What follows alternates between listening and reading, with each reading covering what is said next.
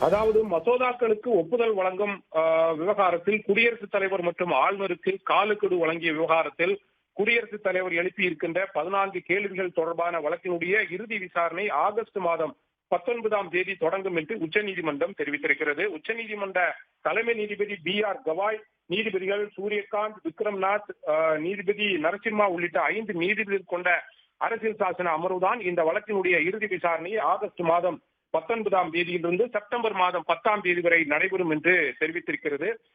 ஏற்கனவே இந்த வழக்கை பொறுத்தவரையில் கடந்த முறை உச்சநீதிமன்றத்தில் 5 நீதிபதிகள் கொண்ட அரசியல் சாசன அமர்வில் விசாரணைக்கு வந்தபோது அனைத்து மாநிலங்களும் மட்டுமல்லாமல் மத்திய அரசும் இதில் பதில் மனு தாக்கல் செய்ய வேண்டும் என்று உத்தரவு பிறப்பித்திருந்தது. அந்த வகையில் தமிழ்நாடு, கேரள அரசு, மத்திய அரசு உள்ளிட்ட அனைத்து மாநிலங்களும் இன்றைய தினம் பதில் மனுவை தாக்கல் செய்திருந்த நிலையில் இன்றைய தினம் உச்சநீதிமன்றத்தில் வழக்கினுடைய விசாரணை என்பது நடைபெற்றது.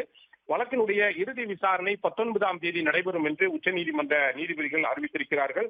அதற்கு முன்பு 12ஆம் தேதி ஆகஸ்ட் மாதம் 12ஆம் தேதிக்கு முன்பு அனைத்து தரப்பினரும் எழுத்துப்பூர்வமான வாதங்களையும் உச்சநீதிமன்றத்தில் தாக்கல் செய்ய வேண்டும் என்று உச்சநீதிமன்ற நீதிபதிகள் உத்தரவு பிறப்பித்து வழக்கினுடைய விசாரணையை ஆகஸ்ட் மாதம் 19ஆம் தேதிக்கு ஒத்திவைத்திருக்கிறார்கள். ஆகஸ்ட் மாதம் 19ஆம் தேதிக்கு இந்த வழக்கினுடைய விசாரணை தொடங்கி செப்டம்பர் மாதம் 10ஆம் தேதி வரை வழக்கினுடைய விசாரணை நடைபெறும் என்று நீதிபதிகள் தெரிவித்திருக்கிறார்கள். எனவே இந்த வழக்கினுடைய இறுதி விசாரணை ஆகஸ்ட் மாதம் 19ஆம் தேதி தொடங்கி செப்டம்பர் மாதம் 10ஆம் தேதி வரை நடைபெற இருக்கிறது. அப்போதுதான் காரசாரமான விவாதங்கள் நடைபெறும் என்று எதிர்பார்க்கப்படுகிறது. அந்த வழக்கினுடைய விசாரணை முடிந்ததற்கு பிறகுதான் குடியரசுத் தலைவர் எழுப்பியிருக்கின்ற அந்த 14 கேள்விகள் தொடர்பான விவகாரத்தில் உச்சநீதிமன்றம் என்ன முடிவெடுக்கப் போகிறது என்பது தெரிய வரும்.